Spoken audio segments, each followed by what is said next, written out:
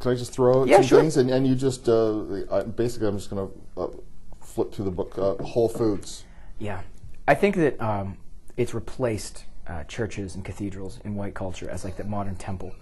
There's one in El Segundo, California, and we live in Culver City, which is just north of there. It's right by the beach. And it is honestly, I've never seen a temple to food like this one. Huge food court. They sell clothes made out of hemp there. They sell all sorts of natural cleaning products, giant vaulted ceilings. And it really is, when you walk in there, it really is like a temple. And people are devoted to it. They want to buy as much stuff as they can with Whole Foods written on it. And I think, people are taking down the cross and putting up the Whole Foods logo in their kitchen if they could. Gifted children. All white kids are gifted.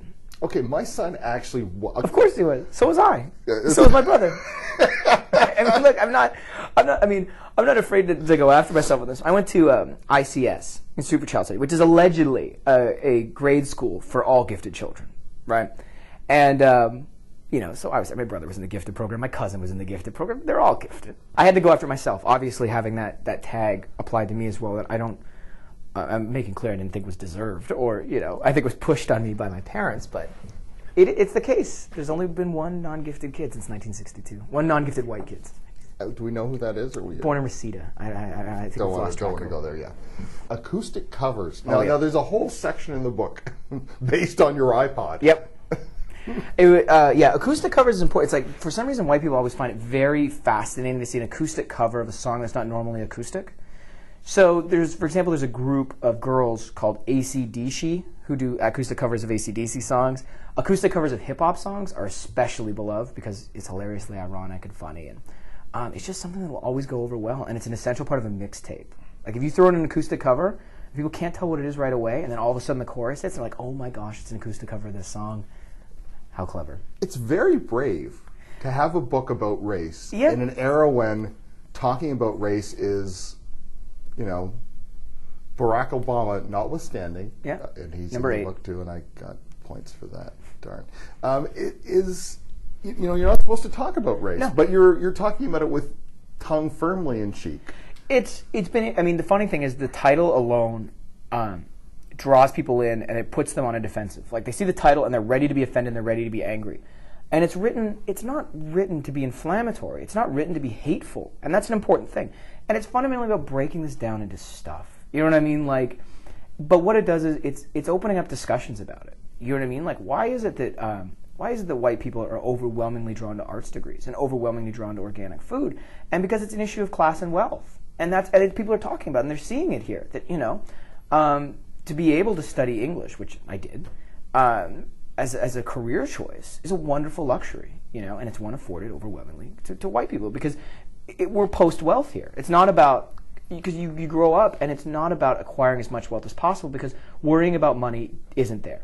What happens being upper middle class means you're not necessarily going to have your parents buy you a loft in New York, but you're not going to starve. You're going to be able to make rent. Your parents will be able to help you out in emergencies. And so you care less about money than you do about personal fulfillment and, career fulfillment and that sort of stuff. And that's a change. And that's a development of, the immigration cycle in general. Like, my grandfather and grandmother came over from England, and my mother was a nurse and, expected to go into a profession like that. And then, based on the success she had and my father had, I was able to foolishly study English and history at McGill University and, get a master's degree in film, these sort of things. So it's an interesting way to look at race and the role of sort of the upper middle class and how it's changing and things like that. So, but it's just funny, and it's not inflammatory, and it's not hateful. And the other thing people accuse me of when talking about race is, does stuff white people like mean these are things that other people don't? Sort of using that logic. And that's not true at all. And I never make that claim here. They say it's not stuff only white people like. Well, it'd be like Asian food. Well, obviously, a billion people in China tend to eat Chinese food, oddly enough. Exactly. And so, and Japan. I think people Japanese people tend to like Japan an awful lot too.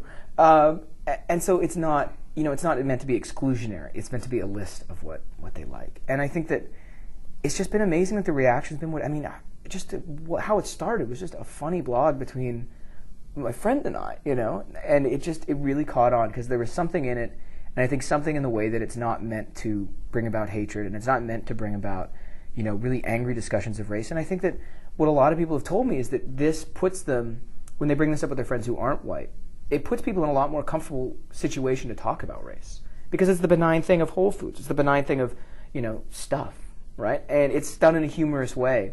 And people find that they're more comfortable about talking about race when it's done in this context.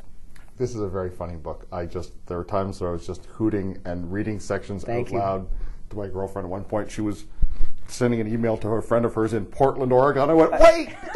It's number 56 or something. That's great. I was not wearing my Che Guevara t-shirt, which sadly I have to admit I do own.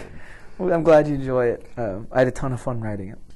The book is Stuff White People Like. I've been speaking with the author, Christian Lander, and Stuff White People Like, the definitive guide, don't you know, to the unique taste of millions, is published by Random House.